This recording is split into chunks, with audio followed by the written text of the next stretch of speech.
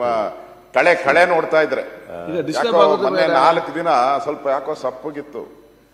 ನನ್ಗೇನೋ ರಾಜಕೀಯ ನಿಶಕ್ತಿ ಅನ್ಕೊಂಡಿದ್ದೆ. ಇವತ್ತು ಶಕ್ತಿ ಬಂದಂಗೆ ಕಾಣ್ತಾ ಇದೆ. ಶಕ್ತಿ ಉತ್ತರ ಕರ್ನಾಟಕ ಕಡೆ ತೋರಿಸ್ಬಿಟ್ಟು ಏನೇನು ಶಕ್ತಿ ಬಿಡುಗಡೆ ಮಾಡಿ ಸಾಧ್ಯನೇ ಇಲ್ಲ. ರಾಜಕೀಯ ನಿಶಕ್ತಿ ಇದೆಯಲ್ಲ ಅದು ಬರ್ಲಿಕ್ಕೆ ಸಾಧ್ಯನೇ ಇಲ್ಲ. ಅಂತ ಅವಕಾಶಗಳಿಗೆ ಅವಕಾಶನೂ ಇಲ್ಲ, ಮತ್ತೆ ಅಂತ ಸಂದರ್ಭಗಳು ಬರೋದೂ ಇಲ್ಲ. ರಾಜಕೀಯ ನಿಶಕ್ತಿ ಇಲ್ಲವೇ ಇಲ್ಲ. ಶಾರೀರಿಕವಾದಂತ ನಿಶಕ್ತಿಗಳು ಇರ್ತವೆ. Sir daily dinner party daily ನಡೀತಾ ಇದೆ ಸರ್. ಮಾನ್ಯ ಅಧ್ಯಕ್ಷ, ಇತ್ತೀಚೆಗೆ ನೀವು ರಾಜಕೀಯವಾಗಿ ನಿಶಕ್ತಿಯಾಗಿದ್ದೀರಿ ಅಂತ ಸಾರ್ವಜನಿಕ ಚರ್ಚೆ ಇರೋದು. ನಿಮ್ಮ ಆರೋಗ್ಯದ ನಿಶಕ್ತಿ ಬಗ್ಗೆ ಚರ್ಚೆ ಇಲ್ಲ, ರಾಜಕೀಯವಾಗಿ ನಿಶಕ್ತಿಯಾಗಿದ್ದೀರಿ ಅಂತ. ಸುನೀಲ್ ಕೂತ್ಗಳಪ್ಪ.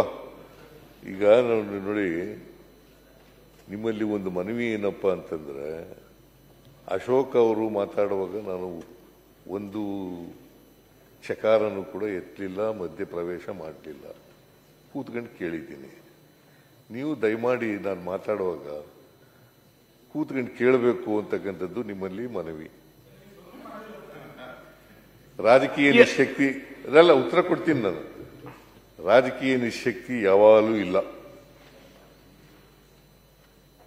ಮತ್ತೆ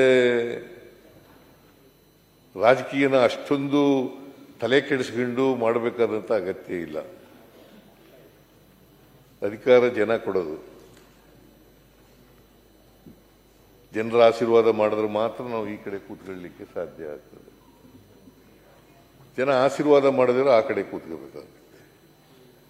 ಅಂತಿಮವಾಗಿ ಪ್ರಜಾಪ್ರಭುತ್ವದ ವ್ಯವಸ್ಥೆಯಲ್ಲಿ ಜನರೇ ಮಾಲೀಕರಲ್ವಾ, ಅವರೇ ಪ್ರಭುಗಳು. ಅವ್ರು ಏನು ಹೇಳ್ತಾರೆ ಹಂಗೆ ಮಾಡಬೇಕು ನಾವು.